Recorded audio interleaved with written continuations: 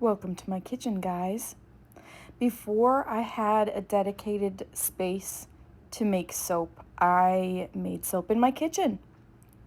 And I think a lot of makers start off this way, and there's no shame. I know as we grow and as we go, we kind of shift and dream of things being differently, but there's something about just enjoying what you have while you have it. And enjoying the process. It's not all about the destination, it's about the process. I've been making soap for the last handful of years, and I have really geeked out about it. I love the science, I love the chemistry, I love the art. And in setting that down for a time, it's taught me a lot of things. It's taught me how to rest, it's taught me how to listen to my body. But it's also taught me that I'm a maker at heart. And I want to put myself, the things that I've learned, out into the world to help other people who may be a few steps behind. And I want to continue to learn from other makers and grow as a person, because it's not just a craft or a product that we're making. It's touching the lives of other people. It's meeting other people. It's connecting with other people. So I figure until I have direction as far as what I'm supposed to do, I'm going to keep sharing little bits at a time. This particular batch is very small. This pink color is rose clay. And I'm doing a base relief mold, which means that there are kind of two portions to the soap.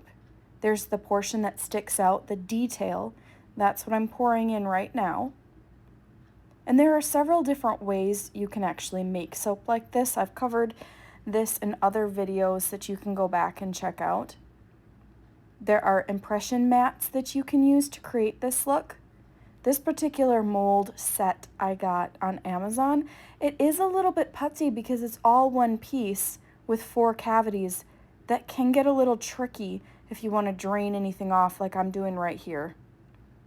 I actually had really good aim on this this go around, but I tell you what, there have been times I've used this mold and it's not been so clean. If you're looking for something to kind of keep your space cleaner, I lay down wax paper underneath my workspace. I have gotten tablecloths like from the dollar store if you want to get something that's a little bit more reusable. So then this black portion, it looks black right now, but it actually has a majority of Brazilian purple clay and just a tiny smidge of activated charcoal. Activated charcoal is very pigmented, and it can be difficult to work with, especially if you're just starting off and have never used it. It's lighter than air, so it poofs up in your face. It poofs up onto everything it touches. I try to get that as saturated as possible, whether I'm dispersing in hot water or oil. I just want to get it out of its powder form and disperse it into something so it's easier to work with.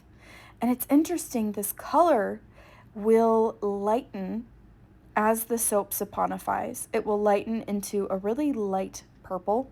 It's beautiful.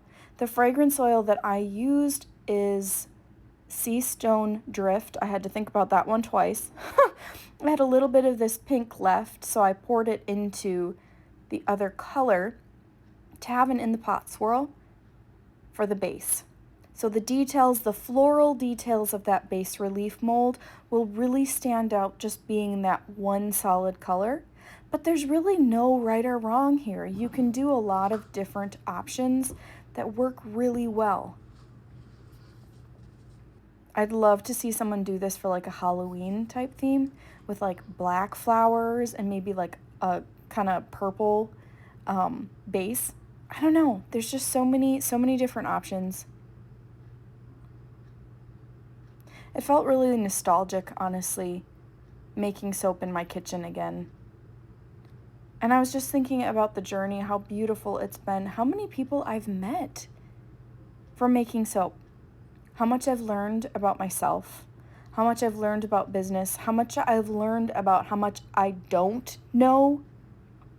And it's been humbling.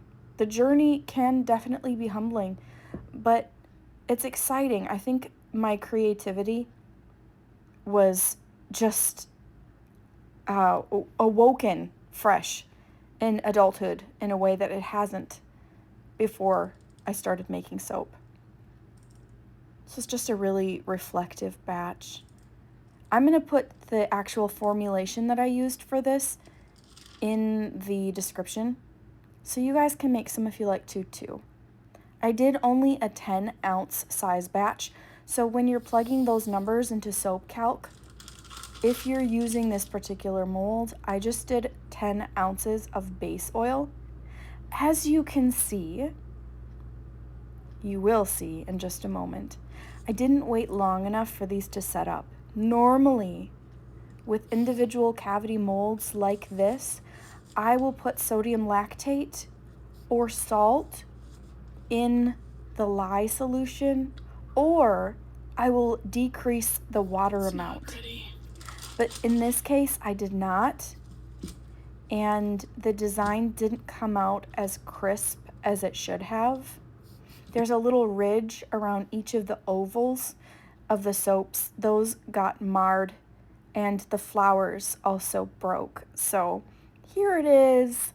I'm not going to hide the fact that they don't look very great. I just wanted to show you guys something that I made, and ultimately they smell amazing. My family and I are going to use them, and I love how that dark black rich color turned into that muted purple with that Brazilian purple clay. I did get that on Amazon, but there are a lot of different suppliers that you can get that from.